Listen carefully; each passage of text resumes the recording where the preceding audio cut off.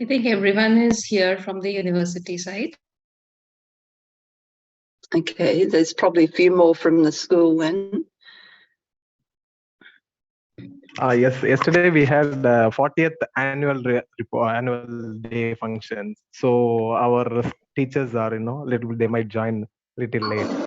Okay, that's all right. How was the function? How was the program? It was very well, and we have seen Chairman Madam was present, and Chairman has delivered a wonderful, and it was really a spectacular event we have witnessed from the children's to, Maharshiji's life history was amazingly done by our school team. So you said 48 years, is that what you said? 40 years.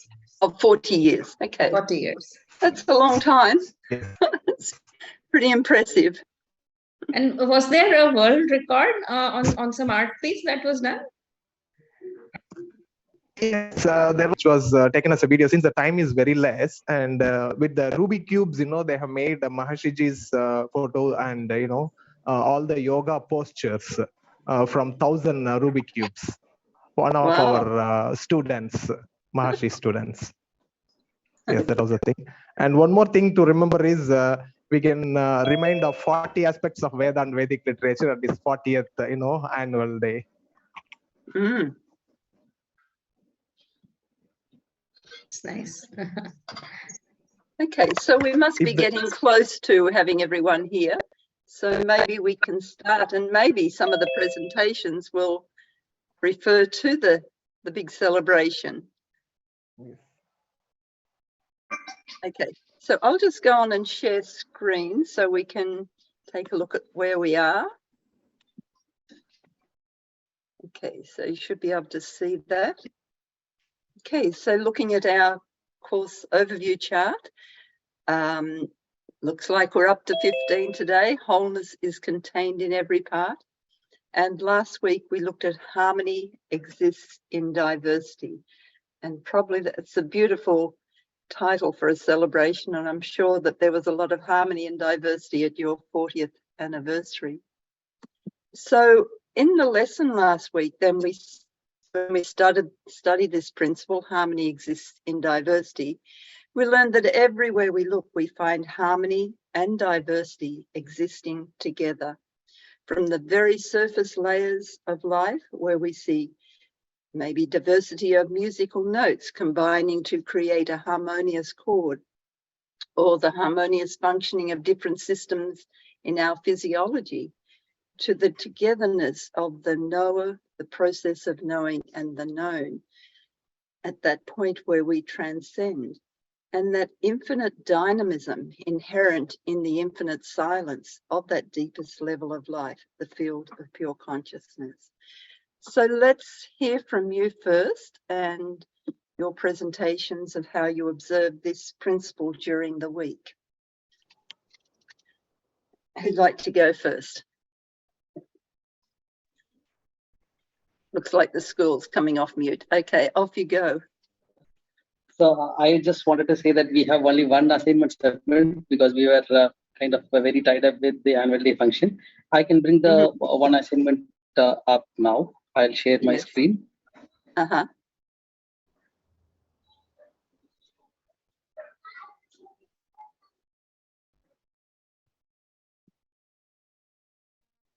So this assignment was from Rama Lakshmi ma'am.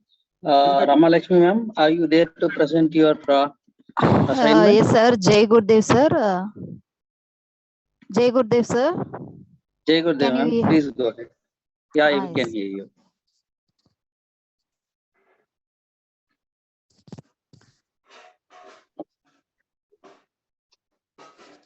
SCI Principle 14. Harmony exists in diversity. Transcendental meditation is a simple, natural, effortless, and scientifically verified technique of assessing the deeper status of mental awareness. It calms the restless mind and provides deep rest to the body, resulting in removal of stress, rejuvenation, improvement in mental and physical health, bliss, and positivity. Transcendental meditation creates waves of peace and harmony. In individual and collective consciousness, the basis of perpetual world peace. Example, in school campus, students, food and culture, religion, and habits are all different from each and everyone, but all are unity in the peace as students. Unity in the place as students. In the school, the secretary, principal, teachers, and non-teaching staff's qualification and talent is different to each and every one, but all are involved with unity as a school staff and provide discipline and good education to the students. Below this picture Yeah, shows the go ahead. below ma'am, go ahead. this picture shows the unity. These two pictures I submitted here, and down this is our school song. This is our school song. I included this assessment. Ho Jai Gurudev, Ho Jai Gurudev. Guide us between right and wrong, good and evil, virtue and vice, and shows us the path of righteousness. Let love be our religion. Bliss our school, bliss our land. Bliss us all, bliss us all. Fair or dark, rich or poor. Sir, screen is not visible. Fair I or think- dark, rich or poor. Who We are love them. all We love all with our. Can you hear my voice? Yes, it's fine, and we can see the Yes, ma'am, screen you as are well. a little bit breaking up. Yeah, you're a little bit breaking up. So I will cover this song for you, and then I'll also play the Okay. song that our students have sung for you. Ho Jai Gurudev, Ho Jai Gurudev. Guide us between right and wrong, good and evil, virtue and vice, and show us the path of righteousness. Let love be our religion. Bless our school, bless our land, bless us all, bless us all. Fair or dark, rich or poor, we love them all with our heart. Long live His Holiness Maharishi Glory. Long live Maharishi Vidya Mandir. Long live His Holiness Maharishi Glory. Long live Maharishi Vidya Mandir. So, Francis ma'am, yeah, yes, as you rightly pointed out, yesterday's event did prove to be a harmonious event with lot of diversity from kids to the youngsters, all participating with enthusiasm, and a choir which had sung our school song partially, which recorded. I will play that.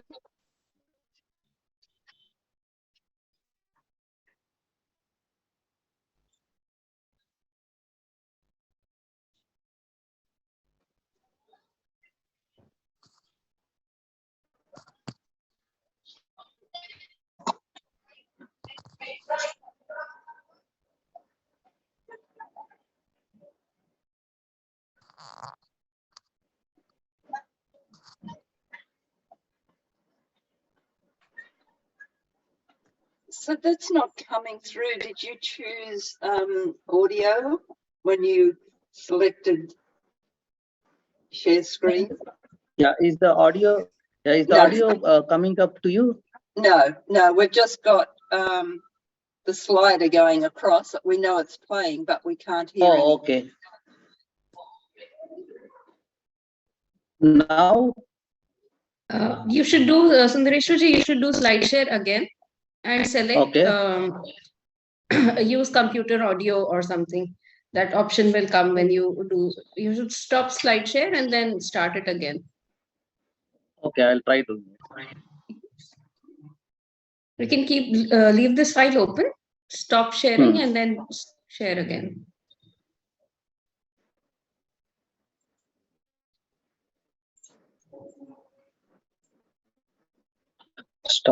I have stopped sharing.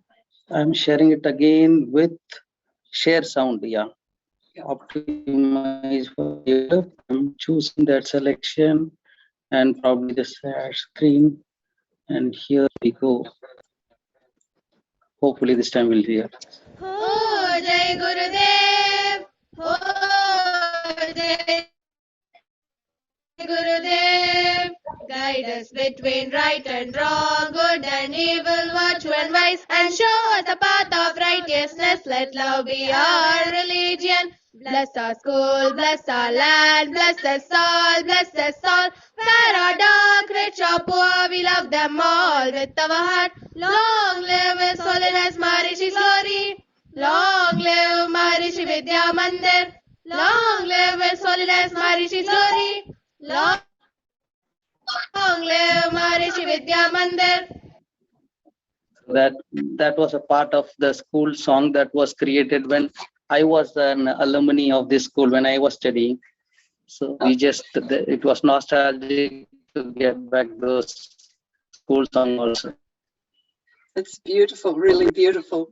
And I'm just so impressed with 40 years. The school that I was principal of, it's celebrating 25 years in a week's time. So you're way ahead of us. But it was lovely. I'd love to see some of the photos of your celebration if you've got something and can send it through. That would be beautiful. And Aditi, remember we talked about World Children's Day some time ago, and so we're going to celebrate that in Australia. So if you looked at any of those lovely poems or work and artwork from the children while we're doing Ties to the Universe, I'd love to be able to put it up on some slides and just display them as we go through the day. If it's not too much trouble, that'd be really nice. Yes, we can send some work by the students, right? Something by the students. Something by the students, the beautiful poems and artwork that they did. It'd be really nice to put some Yes, up. right. We'll do that. Great, thank you.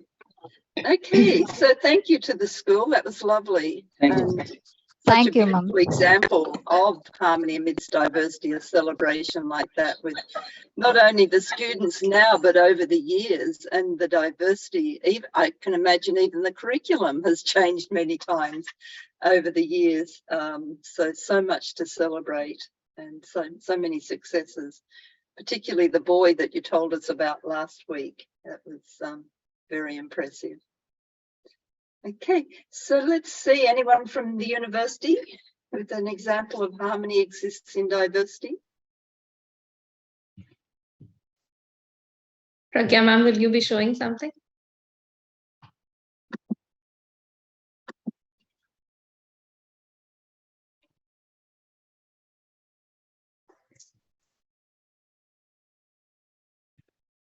Or Shamli, will you be presenting something?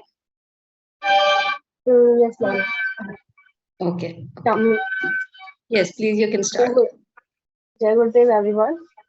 Jai So Gurudev. this principle, harmony in diversity, makes life vibrant, joyful, and more colorful. Harmony and diversity are always there. Our ability to see and enjoy the harmony that exists in diversity in the universe. All this depends on the quality of our consciousness.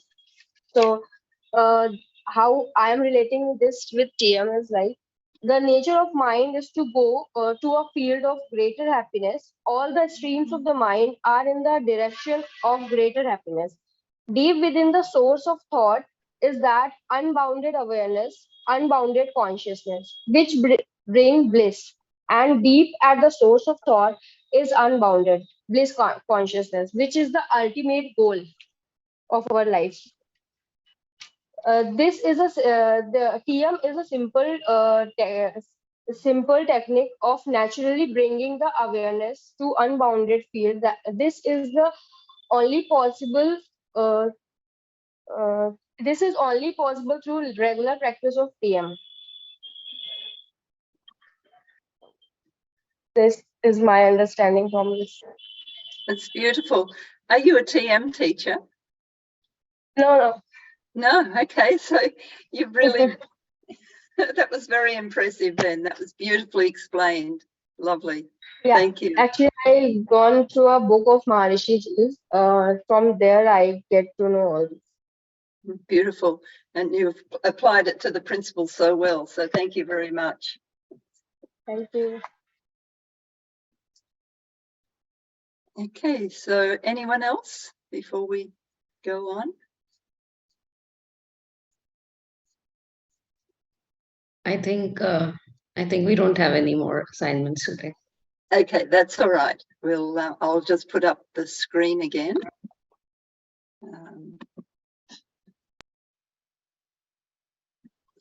Okay, so moving along then, and we begin our study of the 15th principle of observing the outer and discovering the inner, and that is wholeness is contained in every part. And we'll see how this unfolds from the previous one, harmony exists in diversity.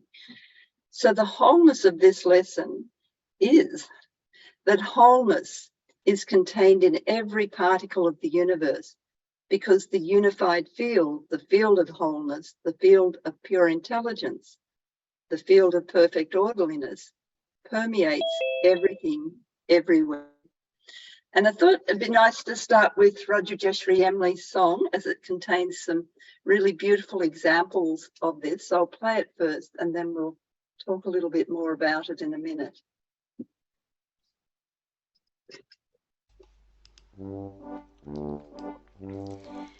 The whole is contained in every part. The whole is there right from the start. The seed of a tree is very small, but look within, you'll find it all. Trunk and branches, leaves and fruit, or awaken the seed before the root. The whole is contained in every part. The whole is there right from the start. On the football field, the player's role is always moved to score the goal. The whole is contained in every part. The whole is there right from the start.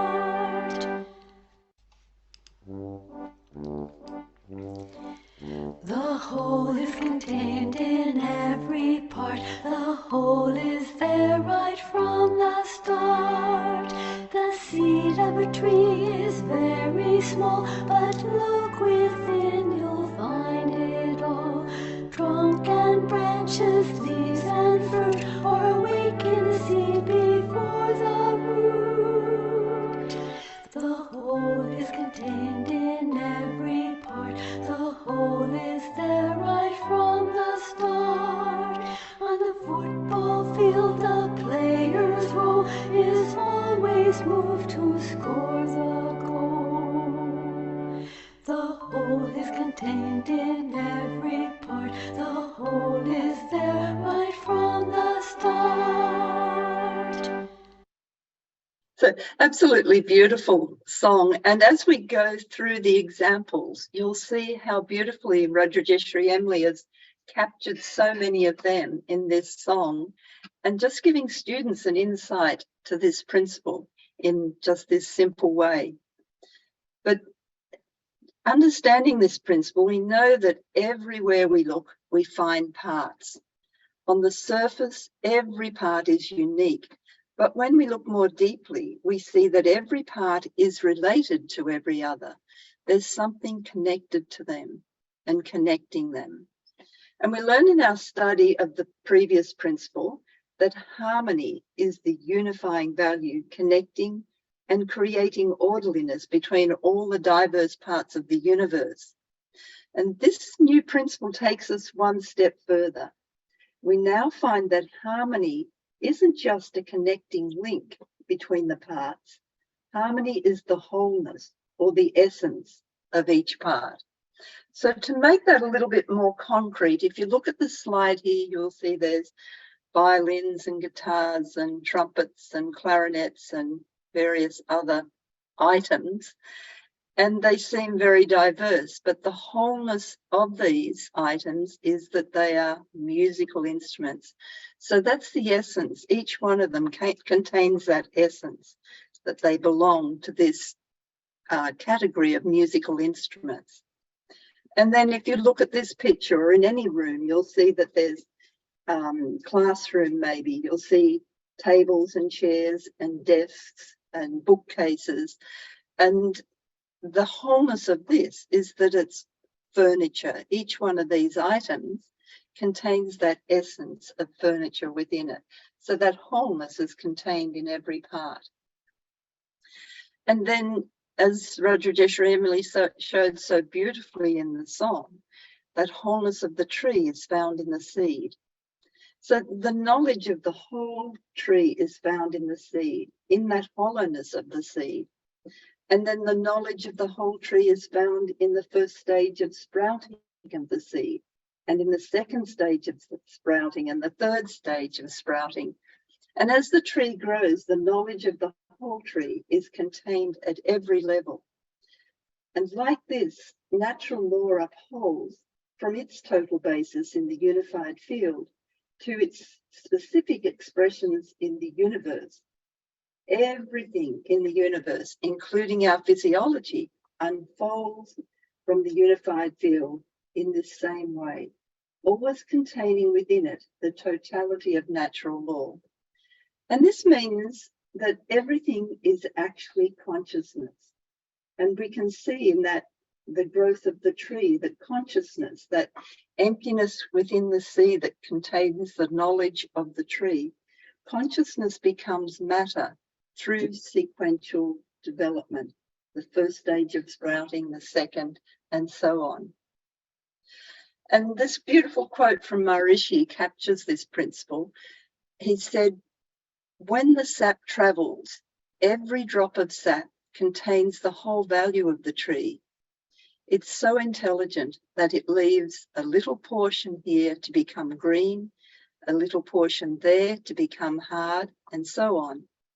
All these expressions in varying degrees and in a progressive scale show us that every bit of creation is structured in the wholeness of life. All the intelligence that there is everywhere.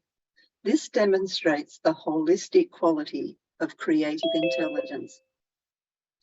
So looking at some more examples, we've looked at the DNA before, and we know the DNA is a single molecule that contains the blueprint of how to build a complete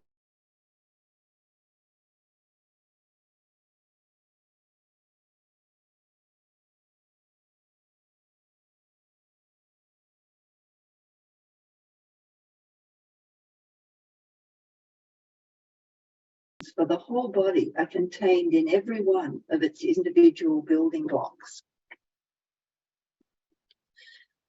And then another example, you can see the wholeness or essence of an object is contained in its parts. So, and as it says on the slide, wholeness is found everywhere. Wherever we look on the surface level of our life, it is the essence of every part. And so, for example, the scent of a flower can tell us what kind of flower it is. So if just by knowing one part, detecting one part, we know the whole. Or just by hearing a friend's voice, we know who's there. And one of the activities we do in schools with students is to get them to close their eyes. And then we get one student to speak and the others try and guess which student it is just by hearing the student's voice, because that wholeness of the student is contained within their voice. Okay, and so each of us has an identity that is our wholeness. And although we have many different roles and responsibilities, this identity is there, and that is our wholeness. And the wholeness is expressed in some way in every part of our lives. So, you know, we may be a student, a mother, sister or a brother, a father, an uncle, have a profession, a sports person, all your interests. These are all the parts of you.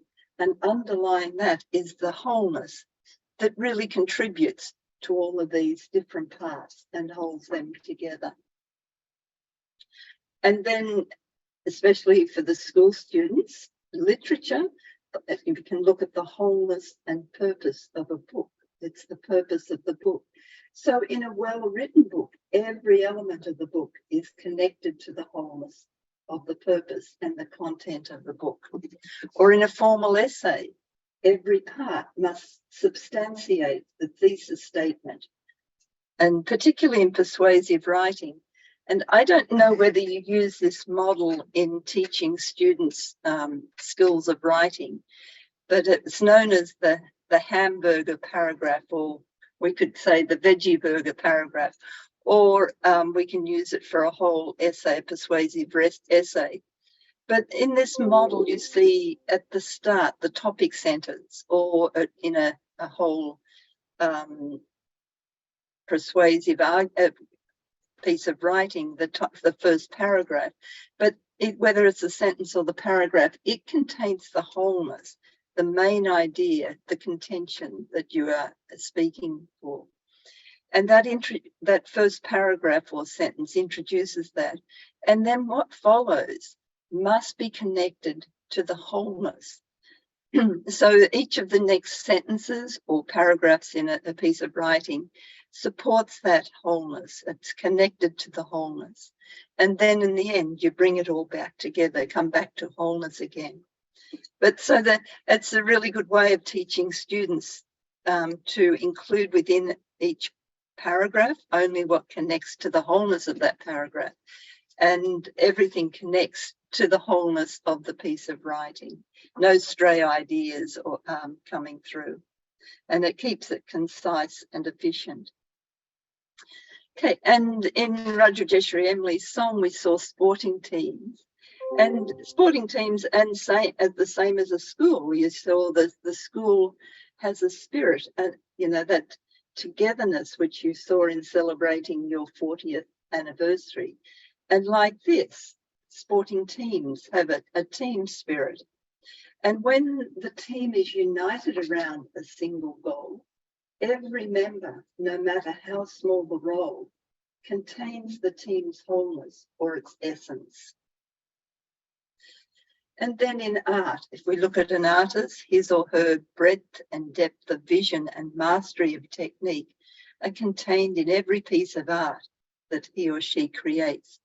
And that's why the great masters of art, their pieces can be identified as belonging to that artist, because those skilled in detecting that know what to look for. They know that essence that's contained in every piece of work the artist creates. Okay, and then looking at this in science, there's a law that says, it's the law of definite composition, and it states that a chemical compound contains the same elements in exactly the same proportions, regardless of the size of the sample or the source of the compound. So a little abstract, but what does that mean? It just means that there is something, say, that makes water water, whether it's a raindrop falling on our windows or water in the wave on the ocean, or whether we're splashing about in it or drinking it or skating on it. Water is water. It's the same hydrogen and oxygen combination found in every molecule. And the same with gold.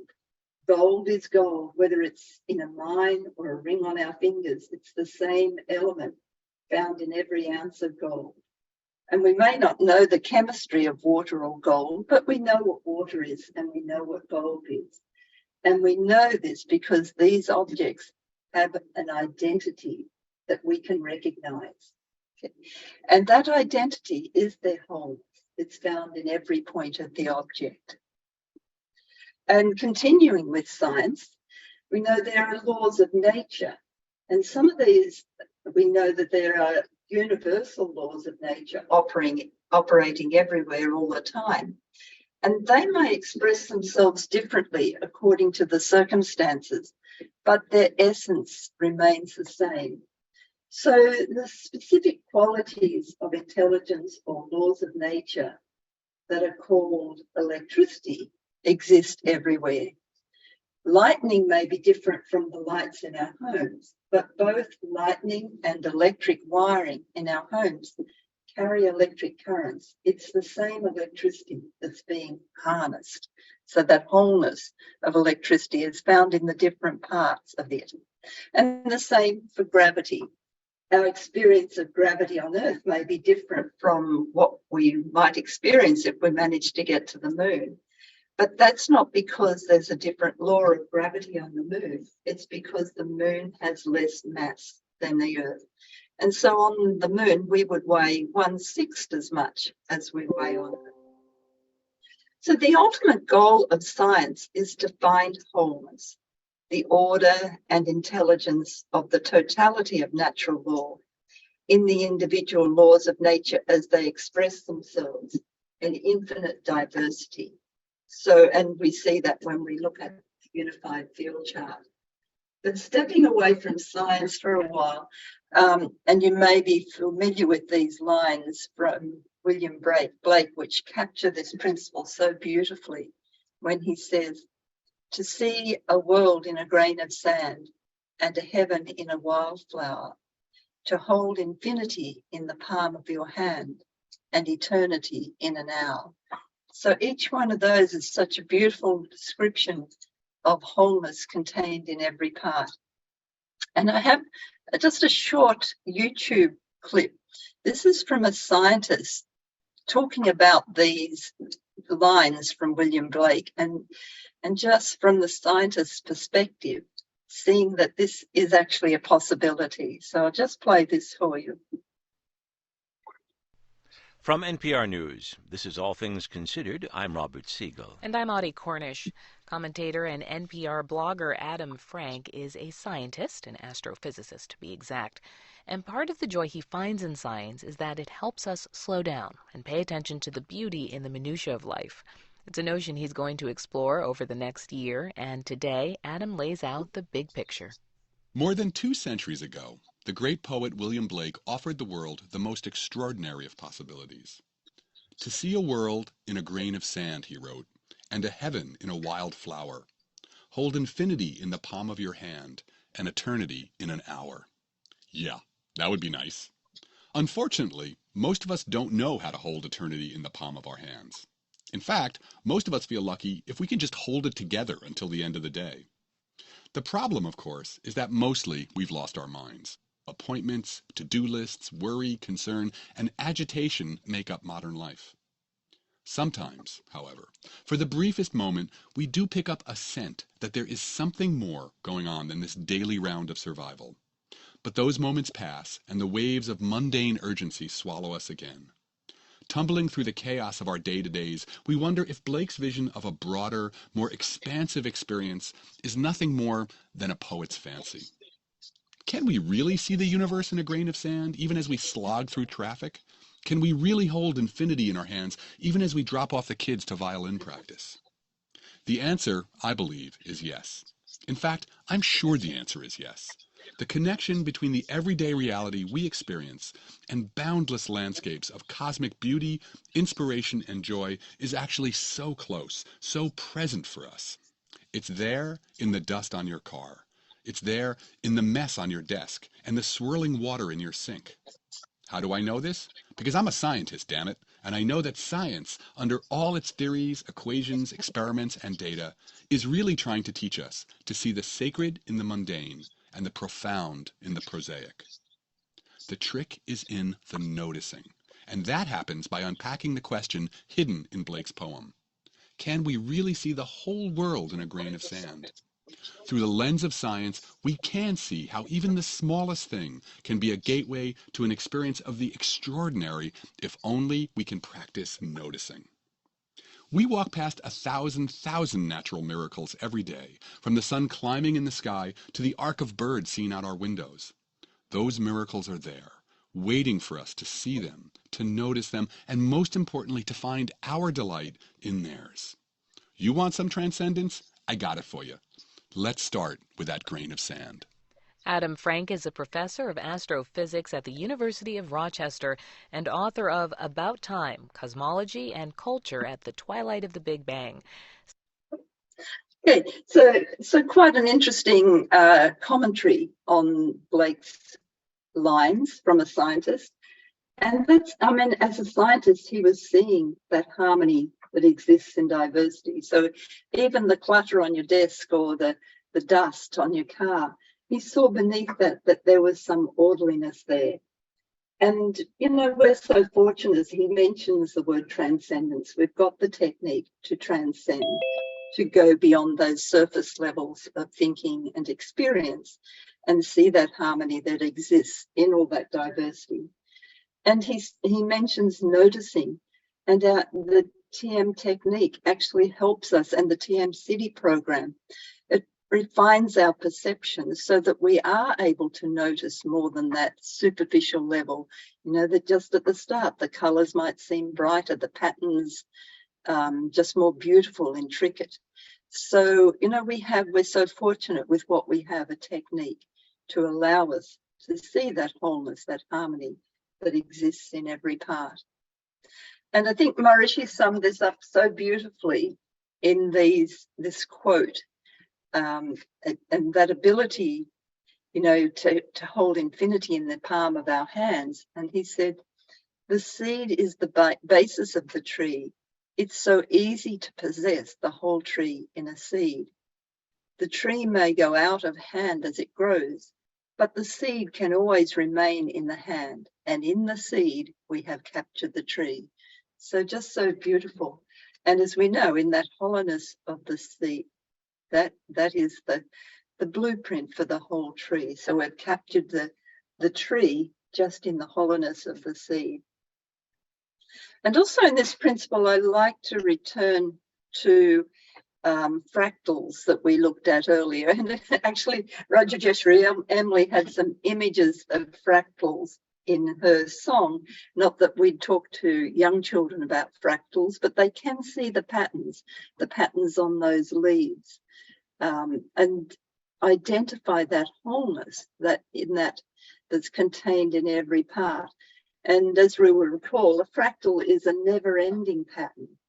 They are infinitely complex patterns, and they're self-similar across the scale. So whether we get becoming infinitely large or infinitely small, we see that repeating simple process over and over again in an ongoing feedback loop. And so once we capture the rules of that sequence, we have that essence, we have the wholeness that's contained in every part of the fractal. I just have a few more slides, but this quote I love. This is from John Muir, who's known as the father of national parks, and he was a Scottish-American naturalist and really well known for his beautiful commentary on nature and especially mountains. But he says, when one tugs at a single thing in nature, he finds it attached to the rest of the world. Okay, and so coming to a deeper understanding of this principle, we know that as a wave rises in the ocean, it has the memory of the ocean there, and when it collapses back into the ocean, into that wholeness. And this is true for us as well. We contain the memory of our own true self, that pure, unbounded ocean of consciousness, total knowledge. And when we transcend during our practice of TM and the TM City program, we transcend our specific experiences and observations. So like the wave collapsing back into the ocean, we're transcending, we're going beyond that superficial level of experiences and observations.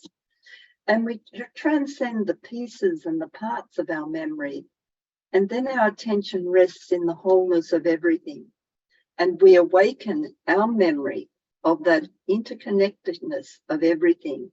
And we enjoy the home of all knowledge, which is ourself, with a capital S. The memory of ourself gives us the ability to know, connecting everything we know into one unified wholeness of knowledge. So a couple of other beautiful quotes. This is from Chief Seattle. He says, humankind has not woven the web of life, but we are one thread within it. Whatever we do to the web, we do to ourselves. All things are bound together. All things are connected. And from Rig Veda, United be your purpose, harmonious be your feelings, connected be your mind in the same way as all the various aspects of the universe exist together in wholeness. And looking back at our unified field chart, we can see whole consciousness is the wholeness of everyone and everything. The unified field, being the common source of all expressions of matter, energy, and the laws of nature that connects them, is present in all parts and each and every point of creation. It is the most profound unifying element that exists. So my consciousness and your consciousness and the consciousness of every human being, indeed of everything in the universe, is that same consciousness. It is the wholeness that exists in everything, everywhere. And so verifying this principle in our practice of TM, we enliven the wholeness of ourself through the simple, natural, innocent practice of transcendental meditation. And the beauty of TM is that it makes use of our own nature to allow us to enliven our own nature. And this is quite remarkable. Transcending is completely natural process. And the natural tendency of the mind to transcend is contained within every one of us. The source of thought is contained within every one of us. And that field of pure consciousness is contained in every one of us. And now scientific research has revealed that when we transcend, and that experience when we transcend can be found in the parts of our lives, even outside of meditation. And so our thinking is more orderly and coherent. Our behavior is more efficient and harmonious. And we're using more of our own potential. And the coherence of our brain waves and the patterns of total brain functioning that we experience during our practice of TM have been scientifically recorded outside of meditation, even in people who have only been meditating for a few months. So transcendental meditation technique enlivens this natural wholeness in every individual. So every part, every individual can develop this natural wholeness just simply, effortlessly, spontaneously, and naturally. Okay. So we have a bit of time, and again, I would like really for you to have a go at this activity now, and you can bring it back next week if you'd like to work on it during the week. But that first step, just in your own words, write down what you think is the most important or central point of the lesson.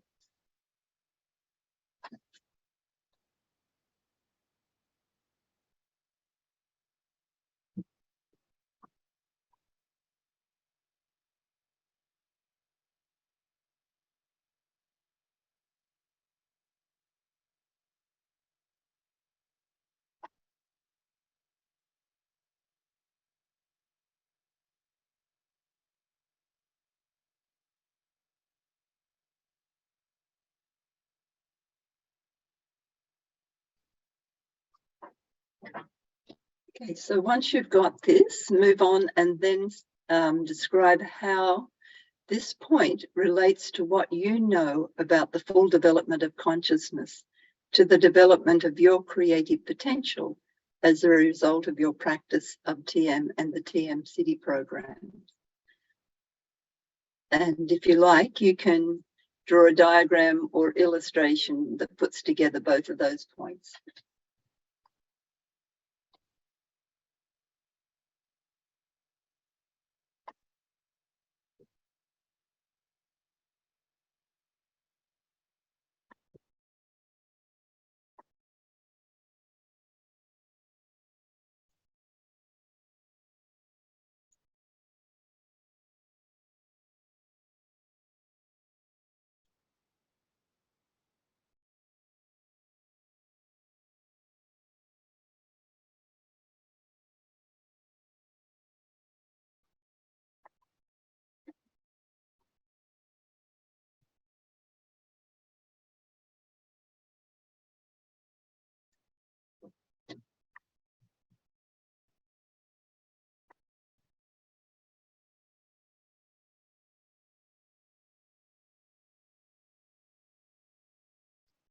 Would somebody like to share now or next week?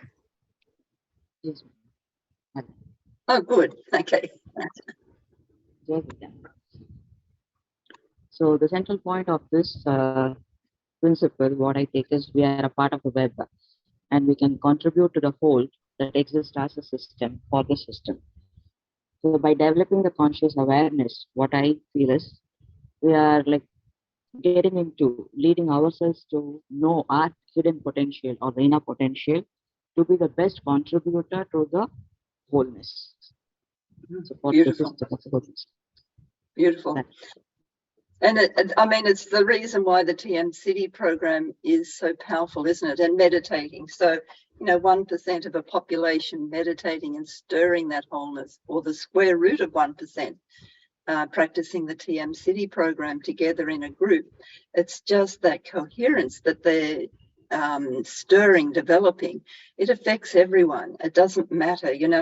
Someone might think, oh, I'd like to rob a bank. But on the way, they just might think of something more creative, more coherent, rather than committing a crime. And it's just that if you look at, your fingers on your hand and you see they're all separate, going their own way, but it's all connected to the palm. And that's like that wholeness. So if we're looking after here, all the fingers are looked after as well. So, and again, looking after the sap and the roots of the tree. They're all such beautiful analogies, as well as the ocean. The depth of the ocean allows the path, the wave to rise high. So there's so many beautiful analogies Maharishi uses to help us understand this principle. But thank you, that was beautifully expressed. It was lovely. Thank you. Any more?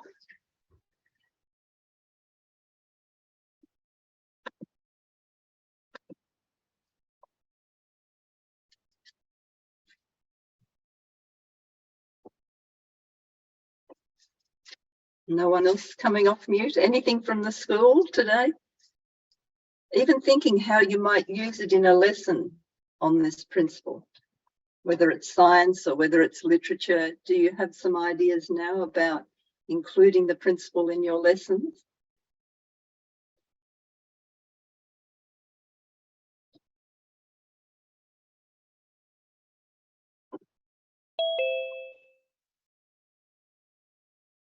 Okay, all quiet today. We'll give you a week to think about it then, and hopefully we'll have lots of examples at the start of next week. And then we're moving on to our very last principle next week. The whole is more than the sum of the parts. So it brings the whole course to a conclusion. Okay, so if there's no questions or examples, we'll let you all go and look forward to seeing you again next week. Okay, bye. Right. All right. So we'll meet next Saturday now, 19th of November. Yes. All right. Thank you, everyone. Jai Gurudev. Jai Gurudev. Thank you, Jai Gurudev. Jai Gurudev.